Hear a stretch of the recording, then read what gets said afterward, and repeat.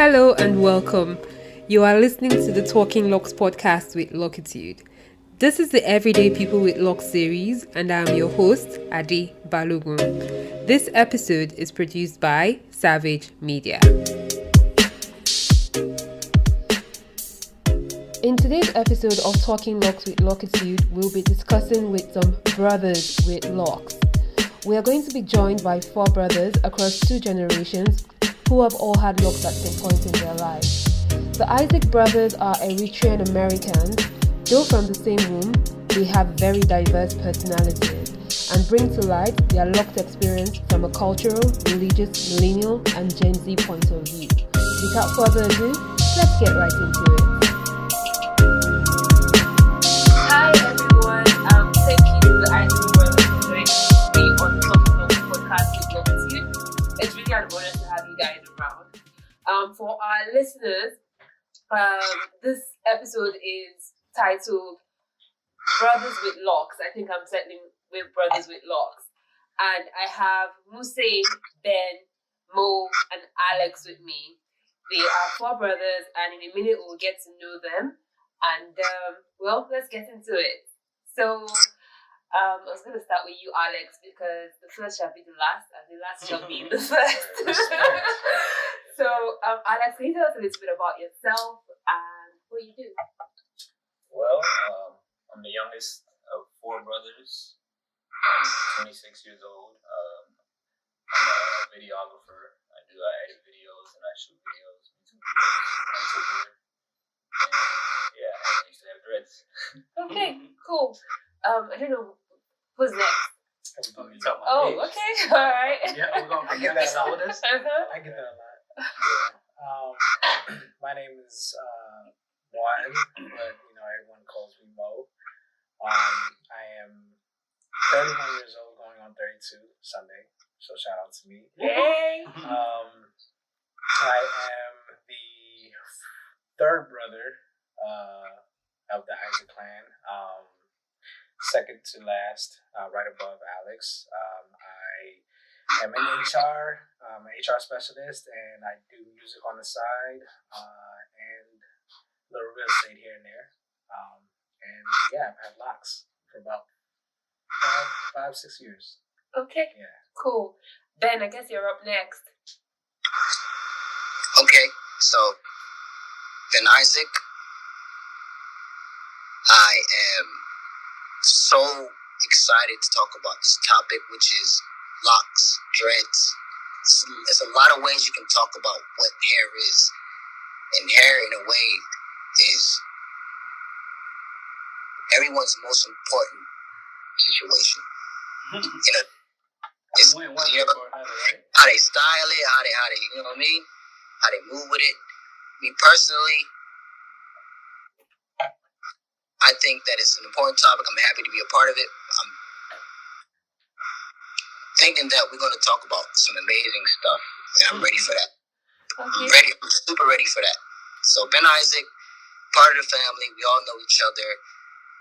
I had the luxury of hearing both my brothers talk before me, and I can't imagine what my next brother's going to say, and every other brother in the world who actually knows how to be a brother can respect that and understand that. So look, I'm here, Ben Issac, excited, super happy. Let's go. So we'll see. So we've saved the best for last, huh? The oldest of the Issac brothers. Actually, there's 6 of us total. So our parents really handled their business. And I initially imagined that I would do the same, but I don't think so. Not at good times. I am a epic consultant. That's what I do as far as career right now. But what you would call a jack of all trades, entrepreneur, artist, designer, carpenter, sculptor, whatever. So I do a little bit of everything. I'm happy to be here as well. We'll talk a little bit about my experience with dreads. And let's go. Okay, fantastic. It was nice to meet all of you. Ben, are you single? Hold on, what did you say? Are you single? Am I single? Yeah. It depends on what single means. So, However, I will say yes to that because Okay. I feel like everyone is single. I almost feel like I'm going to get a lot of phone calls after this podcast airs. So I'll put it in context from the beginning that Alex and Ben are potentially single, but ladies, Musi and Mo are off the table. So Sorry. So Not sorry. yeah, obviously I have a very Nigerian accent, I believe. Although someone told me it was kind of British the other day, I was feeling funky. But you guys have an American accent, but I know that you are Eritrean. And from meeting you guys, I do know that your Eritrean culture is very strong. I know that you guys have this American accent, but you can speak your local language, and there's a bond and brotherhood with that. So before we go into like what got you to get your hair locked in the first place, can we learn a little bit about Eritrea, because it's one of the African countries you don't really hear anything about. right. You know, so what does it mean to even be Eritrean? Who wants to go? Well, that's interesting because actually we are in our 30th year of our independence. The 24th, right? Tomorrow? Yep, it's coming Sunday. We'll be celebrating our independence from a civil war that lasted for about 30 years. And that was between us and Ethiopia. And it's actually pretty deep because our parents were in the war, their parents were in the war. So we're like literally first generation removed. So we can say we were, that connected to actual real life heroes and people who sacrificed themselves, their lives, their livelihood, and everything else just so we can be able to call ourselves Eritrean. So with that being said, being Eritrean means a lot, especially for the first generation. And experiencing that being first generation, you got to imagine the clash between the two cultures, the American cultures and the Eritrean culture. So when we're talking about this topic, locks and hair, we're very ingrained in our culture and in our religion. So there are like three main laws that we all kind of abide by, right?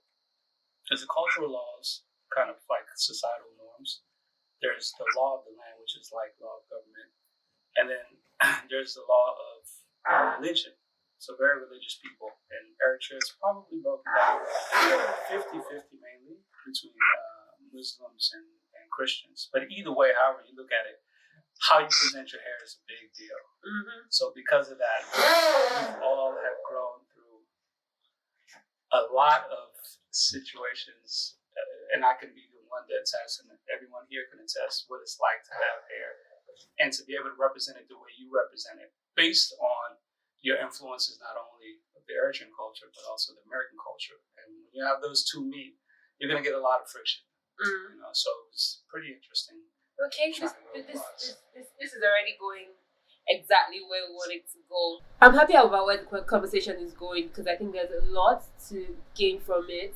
I think you guys are like 4 different individuals that we would get to meet in the course of the interview, and we would also be learning not just about why you've decided to lock your hair for yourself and how it's affected your life as Americans, as individuals, and all of that. So, wow, I still have so many choices. I don't even know who to point at. Mo, let's talk about your hair. You said you had locks for about 6 years. Yeah, 6 years. And why did you choose to get locked in the first place? So interestingly about me, excuse me, I had locks in high school. I had cut them then. I regrew them, cut them then. Regrew them again in college, cut it again. Why'd you cut them so many times? So compulsive dreadlocker. That's what it is. Yeah, Compulsive dreadlocker. So the first time I actually grew it out, it was I want to be like my older brother kind of thing. You watch somebody that that's influenced you your entire life, and you're like, hey, I want to do that too. But then I cut it because I got into a little bit of trouble, and I had to face a judge, of course. It was nothing serious. It was a traffic violation, but I don't want to incriminate myself. So But okay, the thing is, you didn't want your hair to make an impression on An you. impression on me, exactly, because I already knew what it was gonna be. What happened locks represent? As soon as I faced the judge. And what year was this? This was, what year was this? This was 2007. I cut my hair. Yeah. Okay. 2007. I cut my hair. How long had you had it then? I think I started growing it out my sophomore year. So that was 2 years prior to, so 2005. So I had it for about 2 years. Okay. And then I cut them because I had to face a judge. And then I grew them back out. Second time, I can't quite recall why I cut it. I might have done it for a girl. She didn't like you with dreads? It's not that she didn't like me with dreads. She preferred me without them. That's how she put it, at least. So she didn't like you with dreads. That's what it was. Okay. And then the third time I went to college, I was living in Florida. I grew them back out. But I grew them out for a very short period of time. Cut them off real quick. Let's see. I know this was my 5th time I cut it, so that was 3 times. The 4th time, I can't really recall why I cut it, but then the final time was it was to please my mom and my mother and my mother-in-law, soon to be mother-in-law, for my son's baptism. Oh, interesting. Yeah, so another impression in front of the priest and that whole thing, and because of the social stigma that dreads has, especially within our culture. Yeah. Anything outside of short hair in our culture doesn't matter. If it's braids, if it's twists, locks. If a man grows his hair out, that's considered, I don't want to say shameful, but it's frowned upon. Yeah, irresponsible. Right. Yeah. And it's interesting because there are photos of, like ancestors back in our culture of, cornrows and men doing men's hair. You know what I'm saying? So it was. It's. I don't know, but I think it's because what America represents when it comes to, or at least what it portrays, the culture of having locks or even cornrows or any type of long hair. Our parents feared which would they rightfully had every reason to do so, but it came with that stigma, so they didn't want it. Yeah. Okay, so Ben, I know there's Musi had mentioned to me earlier that he may have been the first person in the family to start his locks. Who started it first? So, is it you or was it Musi who was the first person who started? I understand what you're asking me, but I think that's beyond the point.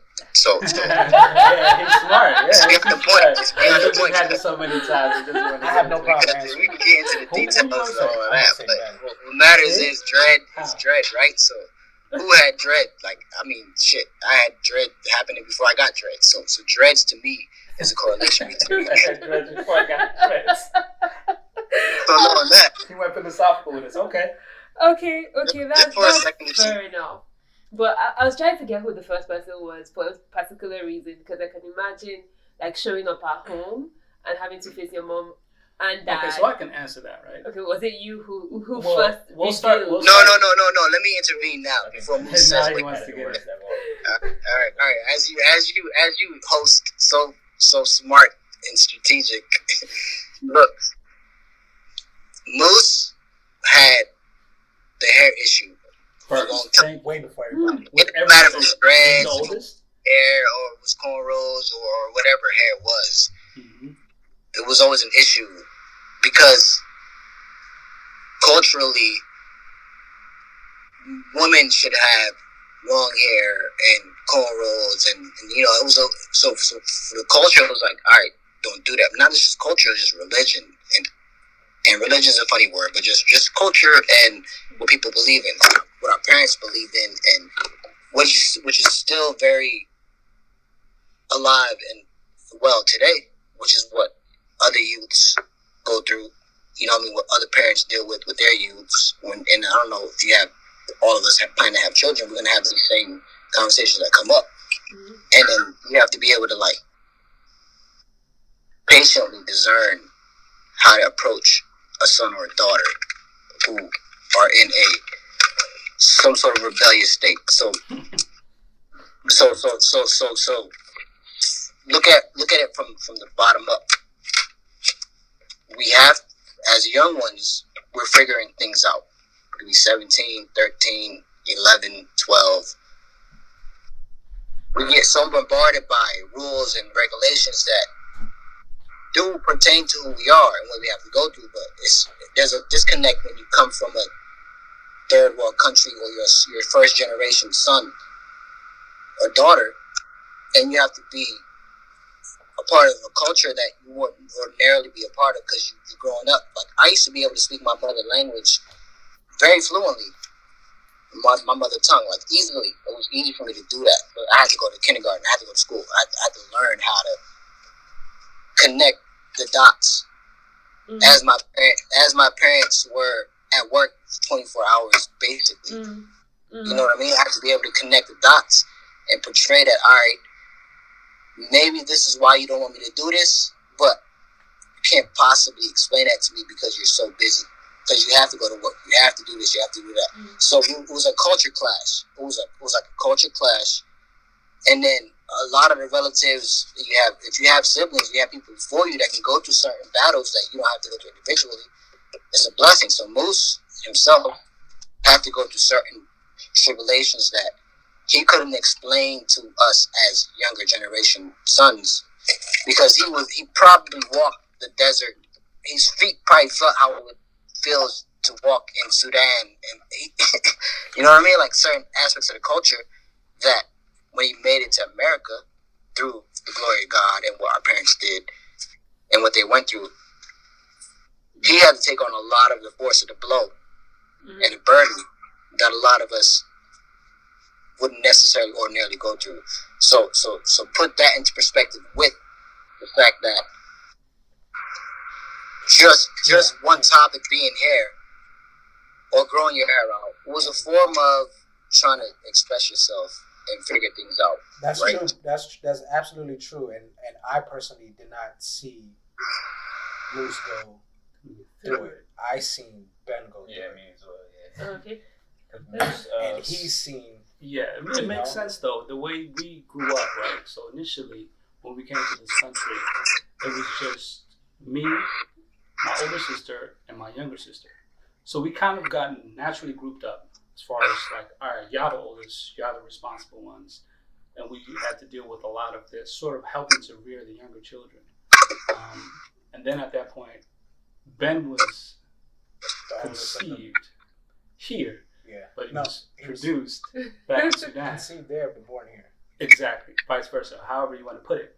So he was in the belly when we came here. Do you know what I mean? So as they were growing up, they were kind of closer. He was kind of like our ring, the bottom three. Right. He was like and, our, right. you know, he kind of ran, and that's why Alex and I we seen Ben go through that right, because at that point I was already gone. When they got of age where they were ready to challenge our parents, I was already in college. Right. So it was almost like they had to deal with that. Right. Yeah. So I gotta say, I had it probably the easiest because they all went through. I was gonna ask, I was like, why? that I was gonna end up getting dreads probably. So because the three of us had already gotten it. yeah, they couldn't really say nothing. What are they gonna say now? Okay. So for me, it was more so okay. You just have to wait until you're a little bit older. Kind of. Before you can. Which he really didn't have to, but I didn't really have he could have major interest to get it until I was around maybe in like high school, like my sophomore, 11th grade year. So that's when I decided. Before that, most of us we had like afros and we used to grow our hair. Goodness. We used to grow it just to grow it because we couldn't do anything with it. We wanted to have long hair, but it was just like because we grow quick, you know, relatively quick. But as soon as you did something with it, oh my goodness! If I could tell you the stories, like the nights where I would get my hair done in the morning.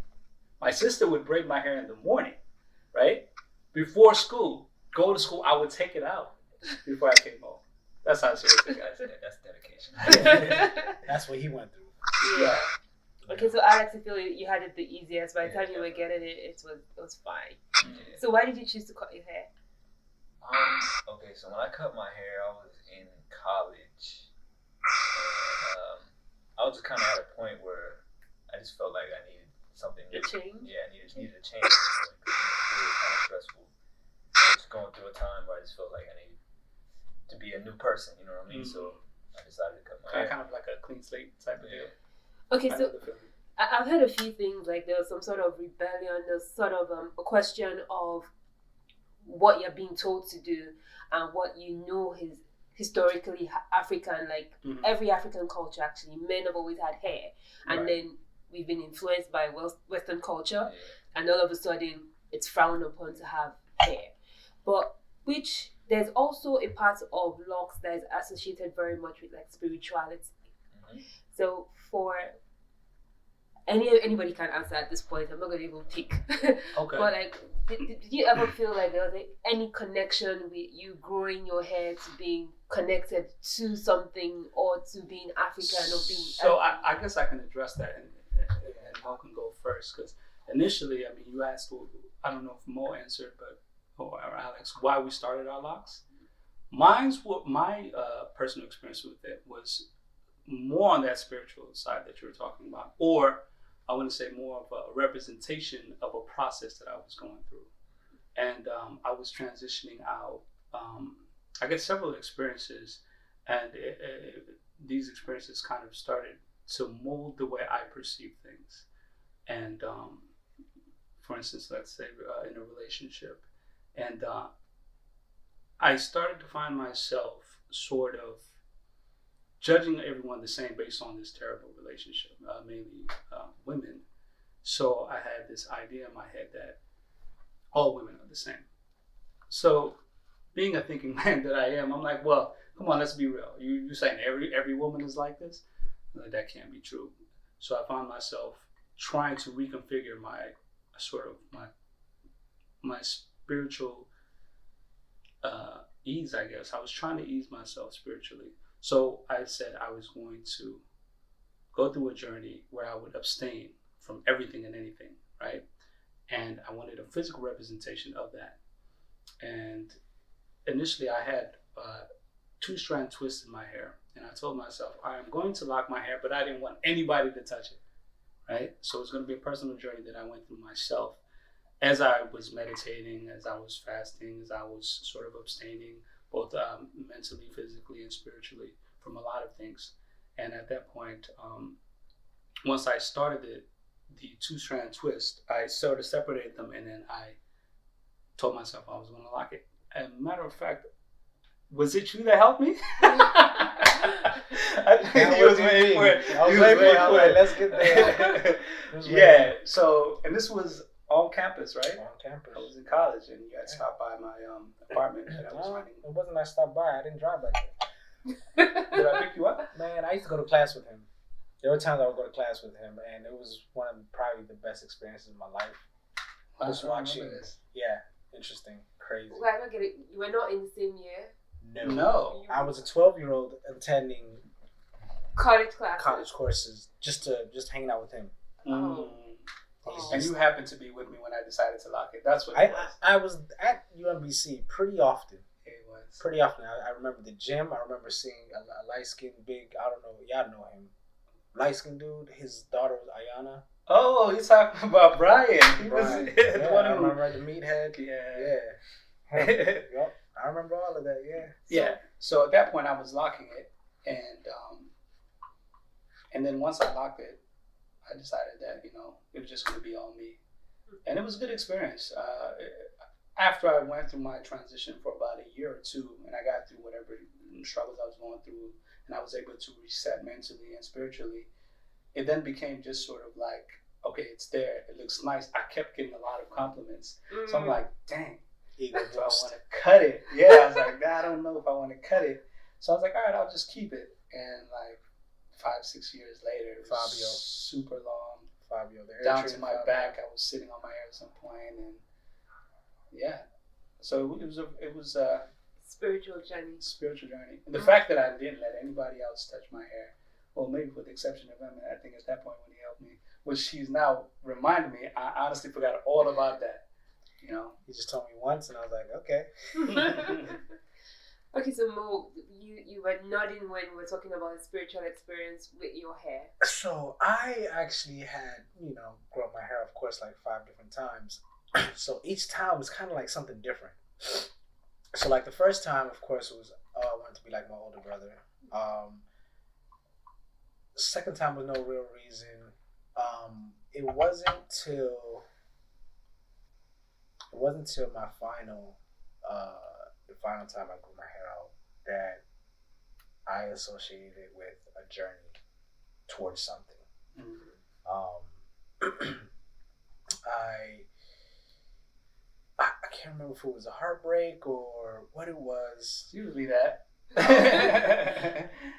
But it also pulled me closer towards, the whole smoking marijuana and kind of getting into deeper and harder into that, and meditating and literally, like, I told myself this will be a representation, and when I'm ready to cut it, this will be me letting all that baggage go and moving on to the next step. So when my son was born, although I did, my mother-in-law, my soon-to-be mother-in-law, and my mom, it was for them, but it also was for my son.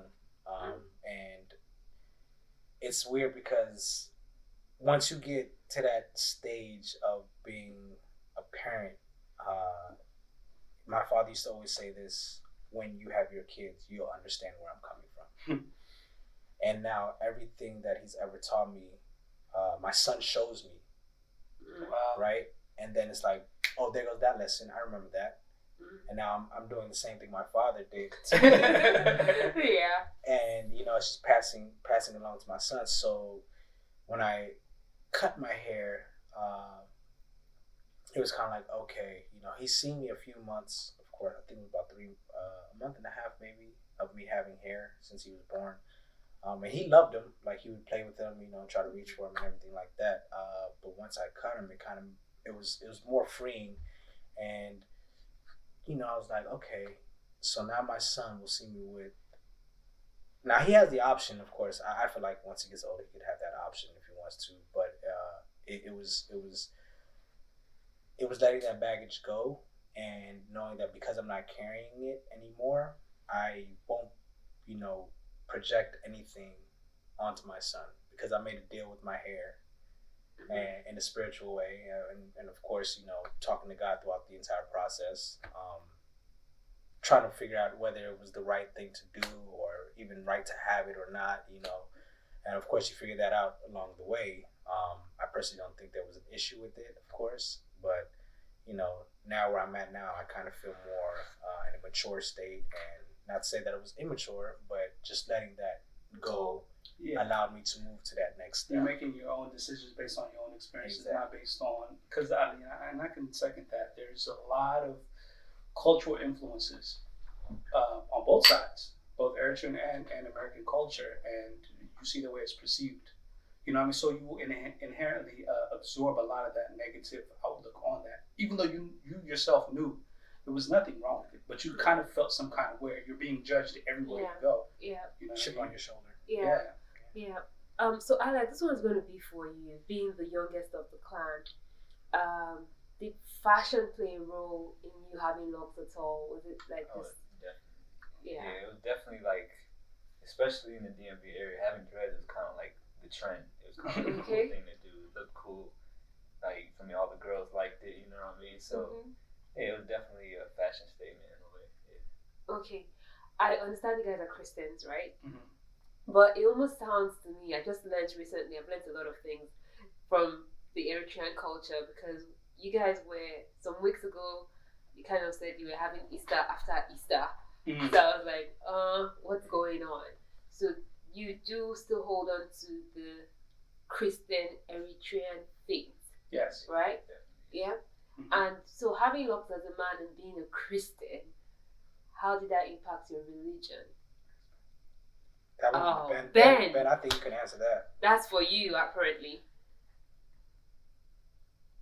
Did we lose him? No. I'm wide awake. I'm listening very carefully. I was thinking about that one. No, it's not necessary. Yes to that, of course I'm thinking, but also I think in certain aspects that needs to be addressed, right? So the culture and Christianity and what parents tell you should be the case. There's a disconnect when it comes to accountability, right? Like our parents would do certain things and expect us to do, you know, like they would have long hair, afros, you know what I mean? Certain aspects of what they went through, and then in their culture, which is my culture also, but we should see there's a culture transitioning happening. Like it's all mixed up. You know what I'm gonna say? It's like a big mixing pot where you have to take into account where you can't just say, oh, because you're a Christian or whatever you are, whatever you believe in. It's more important to look at the foundation of what the core was. And for me, so fashion played a part of it. You know what I mean? School did. Being around friends and family and cousins. And we all were young. We would talk to each other about, oh, what's the new latest, this fashion, this style, dreads. Little Wayne popping off with the dreads. You know what I mean? Like the culture of what dreads did to people, Bob Marley, all of these things you look at and you're trying to figure out, all right, it was never religion or culture or me being just a Christian. So there is aspects of what Christianity told you about hair and dreads. You know, Samson had dreads, and that was his way of being powerful, and his power was in his hair, according to what we know. So his weakness was he told his girlfriend about it, and she's like, all right, let me cut his dreads off and see. Sure enough, because God said it, it was the case. He lost his power because of his hair. So culture, spiritually, there is ways you can look into what hair means and what dreads mean, right? And particularly locks. And that is a phrase, locks. So it's very difficult to try to explain and put all that together and add fashion and add culture and add religion, make it seem like it's like a point blank regular thing that you can address. Like that's what it is. So let's go back to the contradictories of things, right? And here's where the contradictories, what may seem like contradictory. We all know what's right. We all know what's wrong. We learn from what we believe in, what we learn, what we go through, what we study, and what first and foremost what we grew up in. Our parents, our culture, our lineage, whether it be Nigeria, Eritrea, Ethiopia, Somalia, Sudan, Africa, and even America, Russia. It doesn't matter where you are. So as you see now, the culture has taken over to a point where everybody has dreads. Justin Bieber got dreads. That was very controversial, though. Yeah, exactly, right? So knowing that, like, what if we asked him that question? He wouldn't know how to answer it because it doesn't have nothing to do with anymore what the foundation of what it means is. It becomes a fashion statement. It becomes, they're doing it, so I'm going to do it. That person did it. So, and a part of that happened with me when I was doing it. It was, for me, it wasn't necessarily that I was thinking about why I shouldn't do it. It goes back to trying to make a statement, trying to just be who you are. And think why you should do it and why you shouldn't. Right. So when you say that, Mo, you're talking about why you should or why you shouldn't, right? So who tells you you should or you shouldn't? So as you bring up Christianity, which is the foundation of what I stand for, but if I never had the proper explanation fully of what it stood for, I'm just as susceptible as the next person. It has nothing to do with my culture or religion anymore. I'm sorry, my religion, my faith is. It's more so what do my eyes. What do I think is dope today? How can I stand out? How can I make it a point to just be relevant? Because a part of that is important too, being relevant, and that shouldn't be the reason. But as a young boy, me knowing that I know what I went through, all of that, I know that was a fact. So I was listening to my foundation, my parents were saying, it stuck with me because they brought me up that way, and I'm grateful for that, because now looking back, reflecting it, now I understand what they were saying. However, it doesn't take away from they were in the same position that I was, figuring stuff out, trying to figure out what was right, what was wrong. They were going through their fashion statements, whether it was afros or, you know what I mean, whatever the culture was. You know what I mean? Like whatever it was at the time, they were going through the same type of thing. So to me, collectively, we grow together and understand together how to deal with this, and we don't judge anybody. So dreads is one thing, but hair is one thing. But if we want to focus just on that, I look at it very broadly too. Yeah. So you guys are the 11th episode on this series, which is actually called Everyday People with Locs. And I've talked to kids, I've talked to people from a perspective of aging, Locs and the corporate world. And what is interesting, and the reason for me, the essence of this podcast is really trying to examine and understand where we're coming from and why there's so many negative connotations towards the hair. Like, you said you cut your hair because you're going to appear before a judge. You cut your hair again because your mother-in-law to be didn't necessarily agree with it, even though it was your decision in the end. And there's all the stories that we all personally can pull together. And I'm really happy because I think 2 episodes ago we talked to someone from Kenya who I thought that East Africa, because when you do go to East Africa, you see more men with locks than in West Africa. So I just felt like, hey, it's their accepted culture. So it's interesting when I speak to East Africans, Americans, and the story is kind of consistent. Well, I think I have an idea why that is. Okay. So I think one of them touched upon it earlier.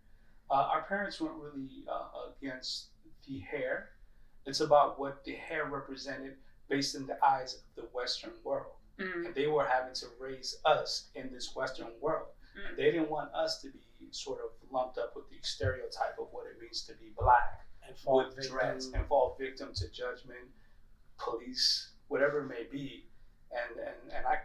And it took me, growing up and getting older to understand that. Before I thought they were just judging people and dreads. You know what I mean? Yeah, and I want to actually... They were more so running on fear. Touch on that. Like, before when I started growing my hair, I didn't really maintain them, right? And it was kind of just like that. I got them done every once in a while, you know what I mean? But it wasn't as often as I did when I got older and more, conscious. Not just conscious. It was more of a professional world, and also in my mind, it's like the cleaner they are, the more accepted they will be. But isn't the irony that why should we as black people be in a position?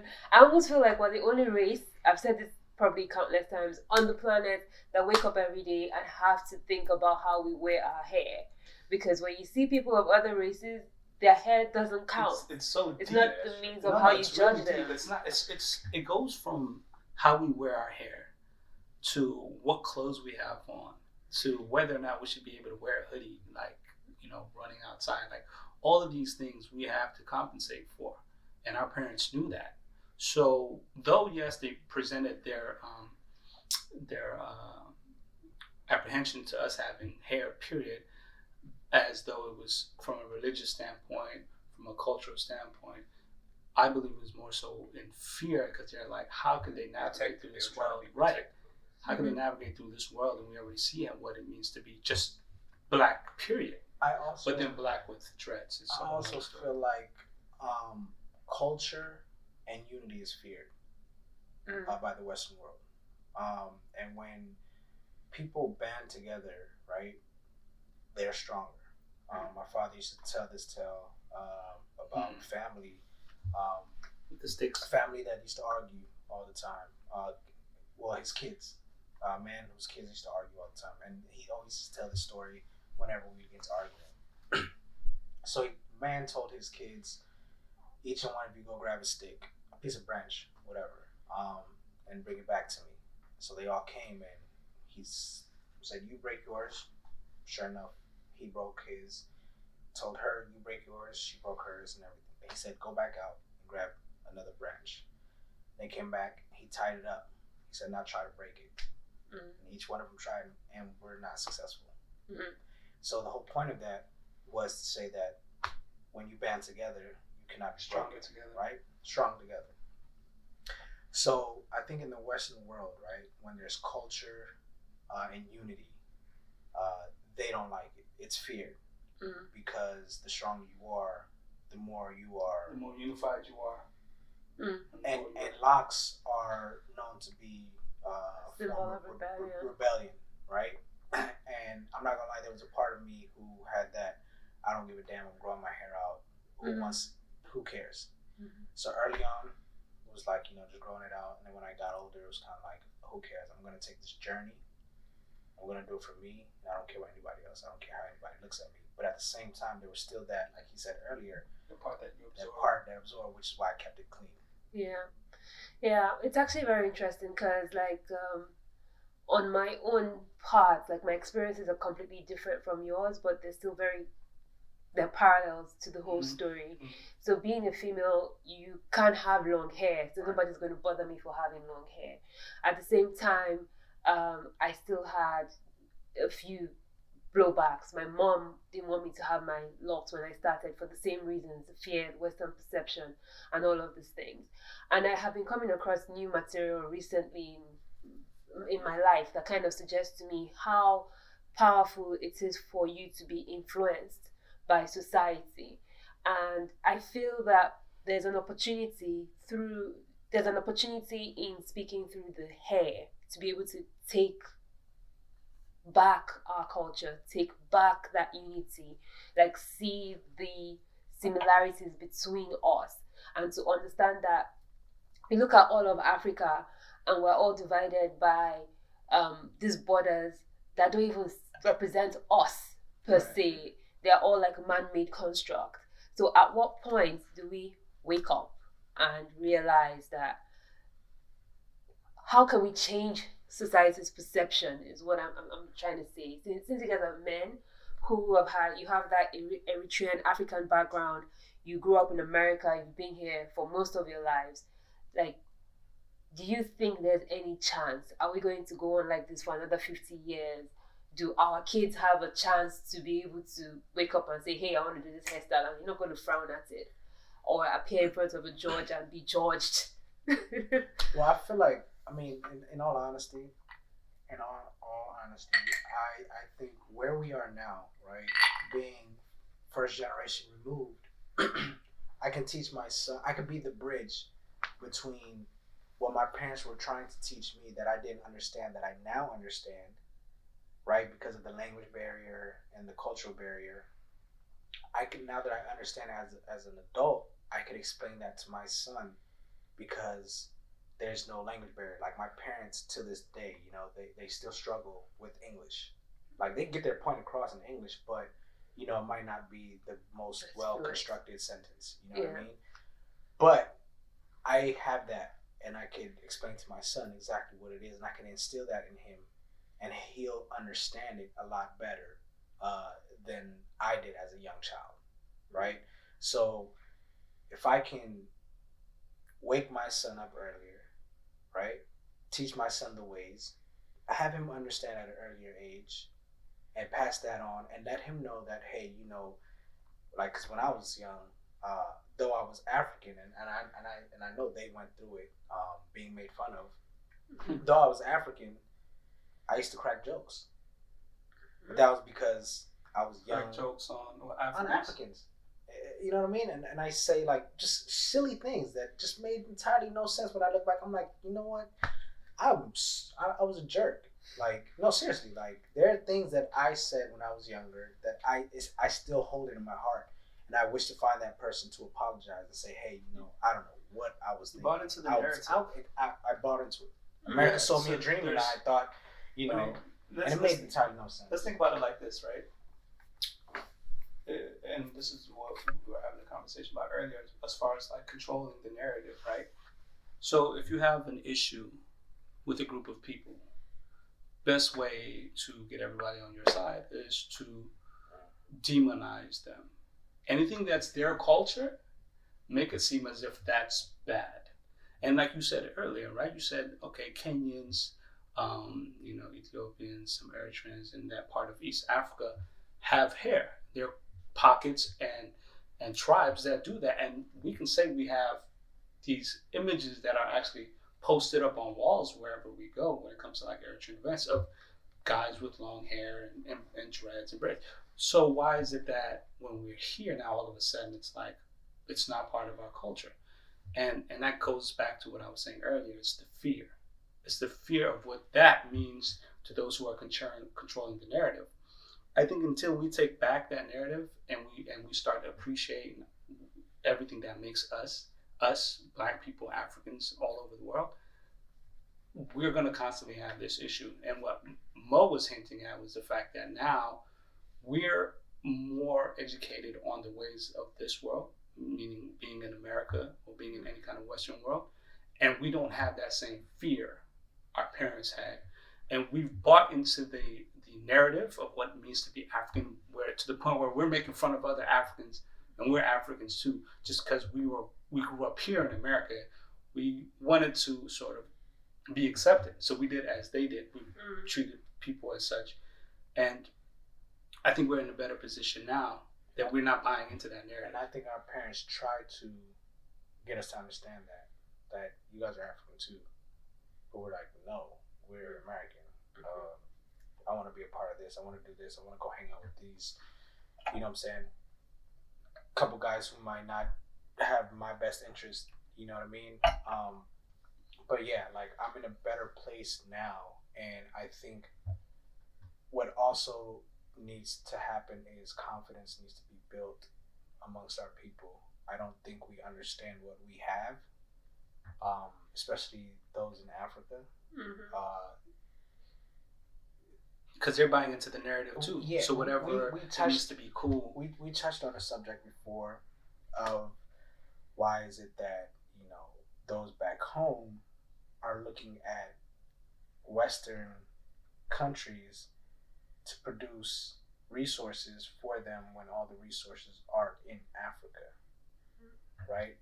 So I think once the confidence is built and saying, you know, I can't do this by myself, I don't need anyone else, I think then, you know, there'll be some sort of realization, and you'll notice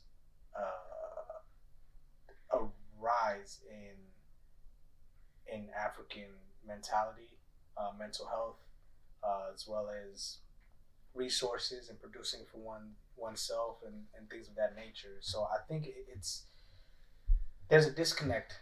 I can connect to my father who could connect me to someone back home. Yeah. There are a lot of people here who are 400 years removed From home. Okay, so I want to actually speak to this point a little bit. So I always try to, I think the best way to see someone's perspective is kind of to put yourself in it. So I'm completely Nigerian, born and bred in Nigeria. However, my father is Yoruba and my mom is Delta. So these are two different tribes. On the Yoruba side, I'm always referred to as Omoibo, which means literally child of another tribe.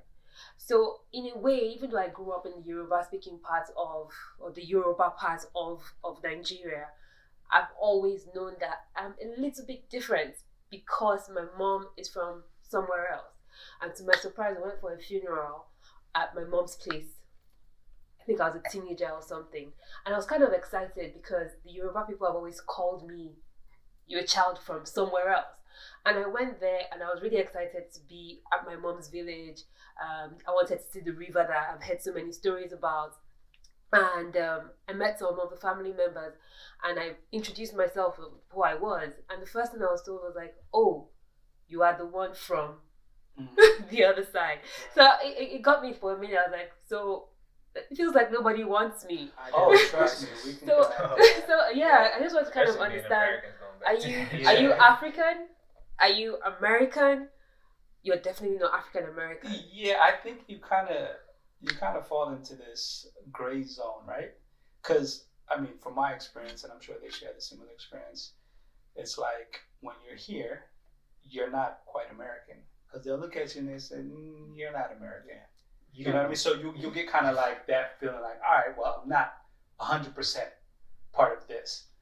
And then we all took our trip back home. Yeah, I can hang. Yeah, I can see that the best I can. But you always felt, you knew you were different. You know what I mean? You knew you were African because they wouldn't let you forget it, especially in the beginning. They don't remember a lot of this, but like you were saying, the jokes. I was called Indian for a good portion. Of, like, oh, you're Indian. Like, yeah. I'm Indian. Like, what? What? You know what I mean? So now imagine, right? So now we built up this whole idea. All right, fine, cool. We're gonna go back home, or we're gonna be accepted. Everybody here is telling us you're not from here, and we're like, all right, well, we know where we're from, so it'll be all love. Go over there. Well, that is American. You ain't Eritrean. You ain't Eritrean. It's not something like that. They knew the word nigga out there. Hey, nigga. So you weren't quite American enough when you're here, and you aren't quite Eritrean enough when you're over there. So you always kind of felt like at limbo. Now I speak Tigrinya, right? That's our native tongue. And here amongst my friends, I'm like, like parents look at me like, wow, my son is your age and he can't speak. So I'm thinking like, my confidence is up. I go back there, they're laughing at me. Like, say that again. Hey, listen, say it again. Like, now I'm like, wait, what did I say wrong? You know what I mean? Like back in America, in the States, I'm like, right. And everybody's like, wow, you're good for being an American. Kudos to you, like amazing. Yeah. You were born here. They're shocked. Like, you were born here. I'm like, yeah, I was born here. Go back there. They're like, no, you're so broken. Like, like. Yeah. But I almost think that gray area is like the missing link, or is the opportunity. And this is what he was saying. The fact that we grew up here and have assimilated here and can actually express and spread a certain message, right? And knowing that we have a father who can connect us back there. We need to go back. So we are literally the bridge. Like, I can handle my own here. Mo can, Alex can, and we can handle our own back there.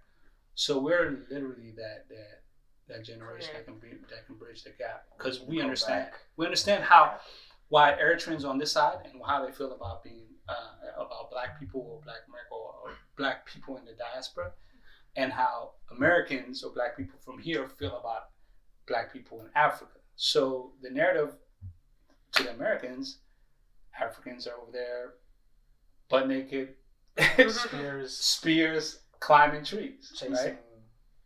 Which is totally untrue.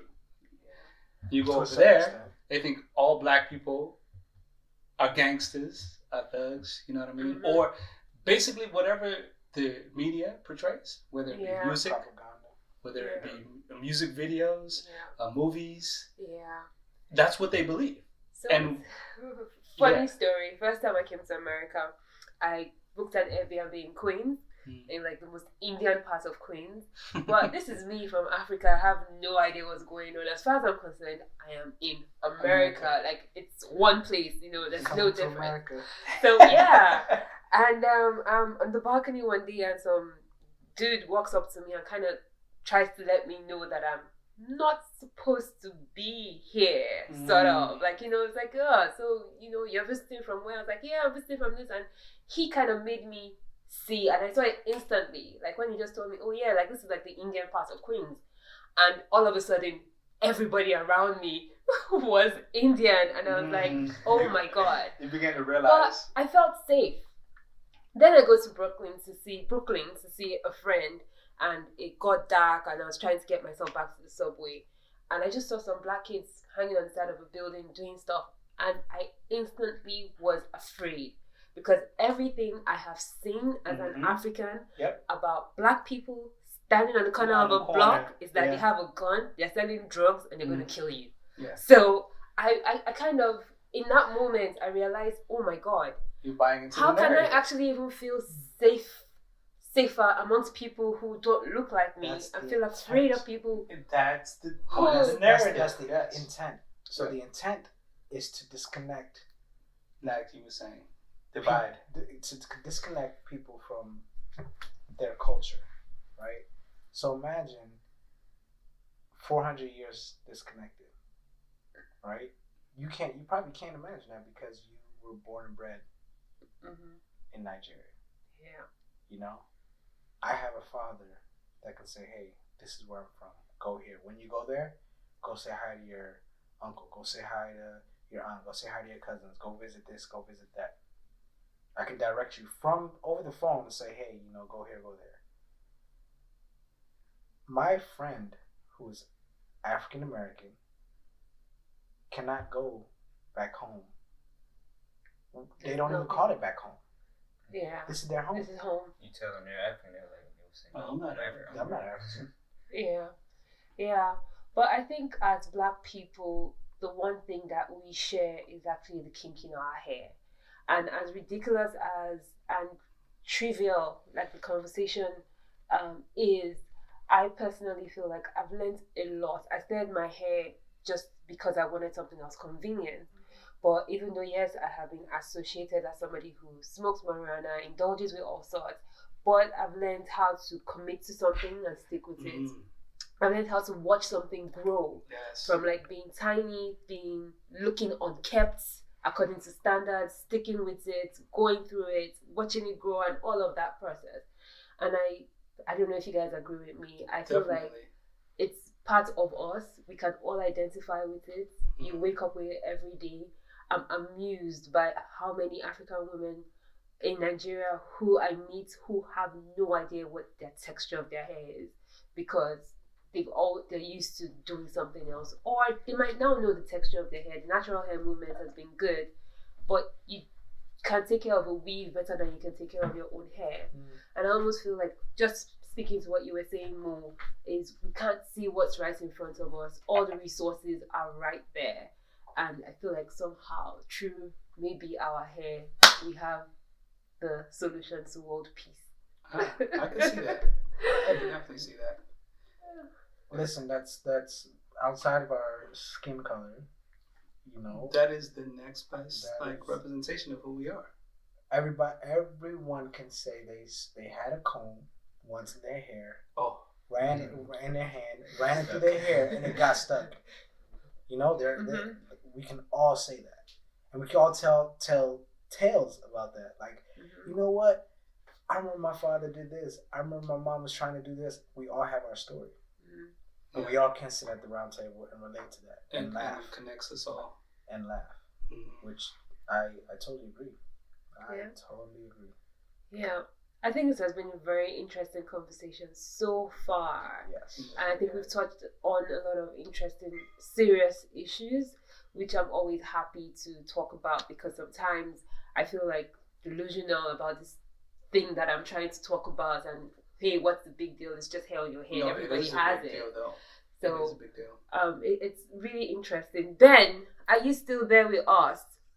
Oh no, I'm here. I'm listening very carefully. I'm enjoying the conversation very much. So, we're going to be wrapping up very shortly, and I think I'd like to hear from each and every one of you. Alex and Ben, you don't have to tell us about what kind of girl you're looking for on this podcast. You can just give me that information. I'll pass it on. But Ben, do you have any last words for anybody out there who's considering locks as a choice hairstyle and trying to incorporate it into their lifestyle from a religious perspective? I wouldn't say from a religious perspective, but I would say from just a man to man or woman to woman, or just from an overall perspective about what it is to you. Like, what does it mean to you as far as trying to get hair, dreads, locks? You know, your family is involved. You gotta look out for what your mom's thinking about it, your dad's thinking about it. They're going to come at you and say, hey, what's the deal with this? And you have to be ready to answer that. And for me, I was never ready to answer it. I didn't know the words. And it was youth. You know, it's the youth. They go through things that parents just don't understand. There's raps about that. There's songs about that. It's a real thing. But at the same time, they do understand. They've been in that position. They do understand. So for me, the best thing I can say is your parents, your family, your friends, those who are looking in and seeing you go through what you're going to go through when you decide to do what you're going to do, whether it's hair, any form of rebellion, but we bring it back to hair. It doesn't have to be rebellion, but in general, when you go into your states from a youth perspective, it's not just about you and your world. And for me, I turned it into just my world, and it's not just that. So I can't tell somebody what to do, but I, you know what I mean? You're gonna do it anyway. Everyone is an individual who's gonna decide to do what they're gonna do, and the repercussions are, just know that other people are expecting an explanation for what you're going through, and hair doesn't have to become that. It's bigger than dreads. It's bigger than locks, but that is an outpouring or expression of what your current state is. Some people do it for fashion. I mean, I guess, but I honestly really think it's a form of trying to change shit up, switch things up, and make it about yourself, and go through what you're going through, but know that people are expecting an explanation for what you do. So when you do get locks, which seems like it's such a simple thing to do, I'm just going to change my hair up. I mean, well, it could be man, woman, whatever, but people are watching constantly and wondering, they're asking, they're thinking, and people judge in ways that they shouldn't sometimes. So you got to be aware of that. Like, whatever you do it because you've done the proper research and studies on why it means what it means to you. It could be cultural, it could be religious, it could be this, it could be fashion, it could be a lot of different things. But really know why you're doing it. It has to make sense to you, and be able to portray how it makes sense. Be able to portray through words what it means to you. Because I couldn't do that growing up. I was just off some, like, it's just about me. I don't care what everybody else is thinking. This is what I want to do. And it looks simple because it's fashion, it's how it is at times, but it comes with a lot of explanation. And be prepared to explain. That's all I'm saying.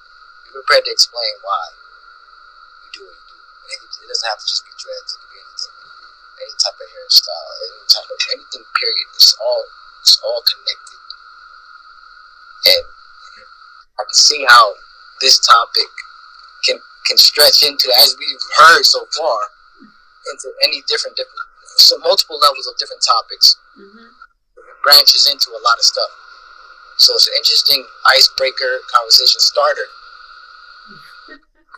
And it turns into a lot of stuff, and that's the beauty of it. And I understand why y'all decided to do what y'all doing. And I'm happy to be a part of the show, podcast. I see the thinking behind it, the brilliance, and I'm very fortunate to be able to be. Thank you so much, Ben. I'm going to talk about Your words are really kind. Mom, I'm going to go over to you now. Would you ever grow your locks again? If my scalp could withstand. You're not going bald, are you? I wouldn't say I'm going bald, but I just think this time around, I don't think it would be conducive to me keeping my hair. Yeah, I think I'm at an age where it's possible that I might, but I mean, here's what I say. If I ever get to a point where, or when I get to a point where I'm completely established, my kids are grown and everything else like that, and I know there's going to be a point where I'm going to be stuck in my ways and can't nobody tell me nothing. As an old man, though, as an older man, at that point, I'm just going to wake up, put water in my hair, and that's that. And whatever happens from there, we'll see. Okay. I was going to go with Musi, but let me go to Alex. Since we started with Alex, I'm just going to give you the honors of being the first, shall be the last. So, Alex, I would like you to teach me how to say bye in Tigrinya. Tig. It's like T-I-G. Tig. Tig. Rin. Yeah. Tigrinya. Can you teach me how to say bye in Tigrinya? Okay, well, there's multiple ways you can say it. One of them is Dahan Hederu. Oh, the easy one, please. You can say it on Dahan Hederu. Dahan Hederu. Okay, Dahan Hederu. Okay, all right. Thank you very much. That's how we're going to be ending the podcast. So, yeah, I'm going to say, So I would say to you, if you did decide to have locks and your partner to be in the future didn't want them, would that be a problem for you? That's a good question right there. I'll put it like this, right? If my convictions were strong enough and the reasons for me having dreads were strong enough, then I would just go based on my feeling. If the reason was important enough for me, and she would have to understand that. Because if it was something that was simply just an opinion or a dislike, then it really doesn't give me much to consider.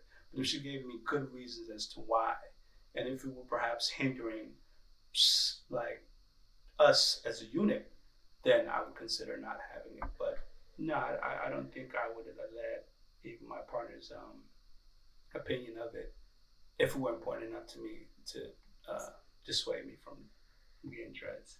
Okay. Thank you so much, guys. I think we've learned a lot in this conversation. I have been fortunate to have the Issac clan on the show, and believe it or not, they are like 4 very handsome brothers. Only 2 are available. I'll say that again. But I think the most important thing is this series is almost coming to an end, but we have found a way to genuinely kind of carry on the same conversation from different perspectives. And I'm very happy to have had both an African perspective and an American perspective on the issue. We've learned that perception is everything, and the reason why it's still frowned upon as perception. However, the world is evolving, and we're becoming more integrated as a culture. We're all speaking the same language right now, for instance, even though we're from very different parts of Africa, and our native tongue is so different. But right, that division has given us another kind of unity that we need to hold on to, and that we've realized our hair is part of that solution. So maybe I'll be doing a paper thesis or something to say, hey, hair is the solution to all the world's problems. And it's been very interesting to learn about you guys, your family, your religion. And I'm really just excited. I do hope that somebody out there has learned something from this conversation. We've gone well over an hour. This is possibly the longest podcast we've had, but that's fine. We have 4 guests on, so I think we managed the time perfectly well. And with that, I would say thank you so much.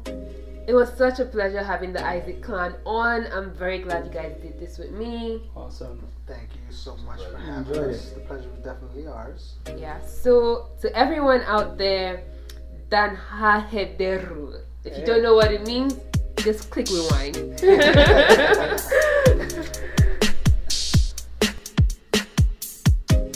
What a fantastic episode. I'm so proud of how we were able to manage time, considering we had 4 guests at the same time on the show. Well, the Issac brothers all agree that there's so much to unpack when it comes to being of African heritage, and our hair is a good place to start. I wish we had more time on the podcast today, but in the absence of time, I encourage you to keep the conversation going in your personal spaces and at your own times. The last episode of this season will be aired shortly.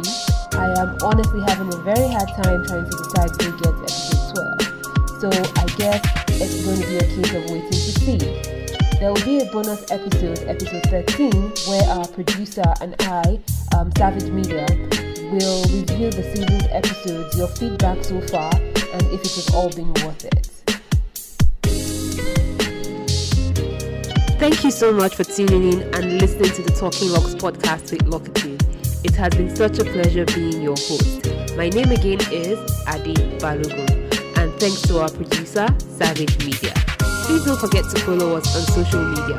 We are at Locitude, LOCITUDE, and you can find us on Instagram, Facebook, and Twitter.